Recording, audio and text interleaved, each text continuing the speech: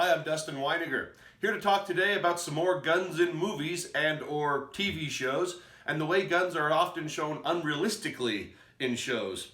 I did this once before and I got some great comments, and I went and did some digging and found some more examples. The first one today comes from the TV show 24, and this was from the finale of season 1 when Jack Bauer is in a shootout with his enemies. Well, take a look at this.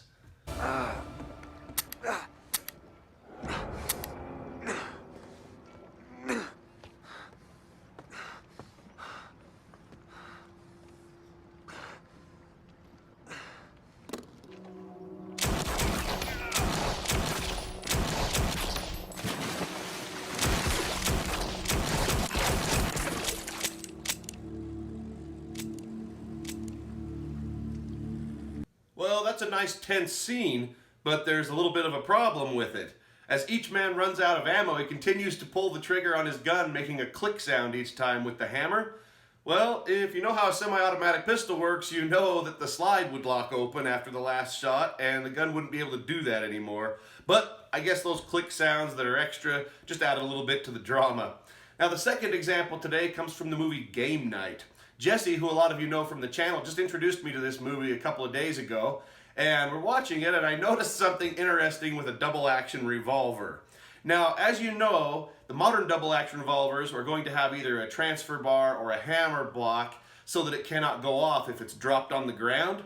And also, after you fire a shot, the cartridge in line with the barrel has now been fired, so there's nothing to go off anyway. Yet, take a look at this. Is this gun real? Oh, no, Annie. Oh, no.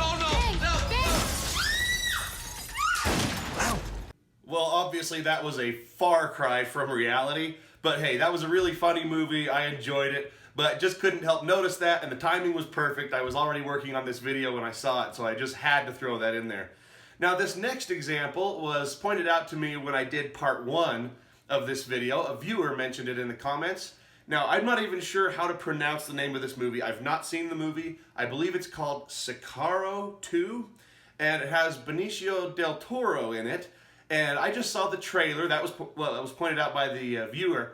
And in the trailer, Benicio del Toro has a handgun, and there's a man on the ground, and he's about to shoot him. And he says, "Adios," but instead of pulling the trigger in a normal way, he puts his index finger of his other hand in the trigger guard and just sort of fans the trigger. Now, would that work and fire the gun? Yes, but why? You're not going to have as much control, obviously, and he didn't even fire it as fast as a bump fire would work, so I don't see what he gained. But take a look at it. Adios. Now, this next one, I can't believe I'm even going to nitpick this movie, because this is one of my favorite Western movies of all time, if not possibly my very favorite. That's the movie Tombstone, starring Kurt Russell and Val Kilmer. And I'm going to talk a little bit about the OK Corral shootout scene. Now, Val Kilmer, who everybody loves as Doc Holliday, and everybody loves that scene. But at the beginning of this fight, he's holding a double-barrel shotgun, which of course can only fire 2 shots. And yet somehow he managed to fire 3 shots from that double-barrel shotgun. Now, to be fair to the movie, my understanding is that scene actually took multiple days. Santee from Arizona Ghost Riders tells me that the glass they used in the windows kept breaking from the heat, so they'd have to shut down and remake it. And so you get some editing problems, and I think that's what happened. I think when he fired 3 shots from the shotgun, the second 2 shots were actually the same shot, filmed twice, because the bad guy seems to react to it the same way. But go ahead and have a look at it.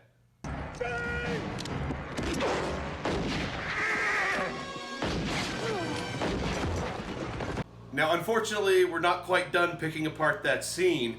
There's another scene where Wyatt Earp, played by Kurt Russell, calls out to Doc Holliday and says, "Doc, behind us."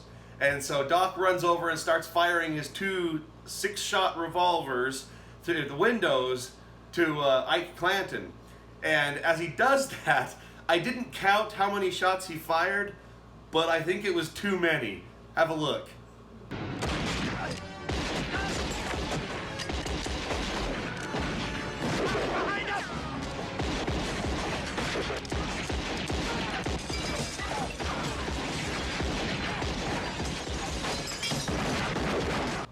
Yeah, I'm always amazed how many times a gun can fire in a movie without a reload. Now, I do have one more thing to pick out in that scene, and this is when Doc Holliday's revolvers finally do run empty, and he tries to shoot one of the cowboys not knowing that the revolver is empty. And before I show you the clip, I just want to show you something. This gun has already been cleared, make sure it's empty before the filming of this. When a revolver is empty, if I pull the trigger, that's all that happens. No recoil because a shot was not fired. Yet let's see what happens when Doc's revolver tries to fire empty. I'm sure you could clearly notice there that when he tried to fire that gun, it jerked back quite a bit. That's a lot of recoil for an empty revolver that didn't even shoot. Well, just like last time, I hope you really enjoyed seeing these examples. It's Hollywood. They can do some fun things with guns that are entertaining, but not very realistic. Now, I still enjoy these movies very much, not trying to say that I don't, but it's pretty hard not to notice things like that when you're a gun enthusiast.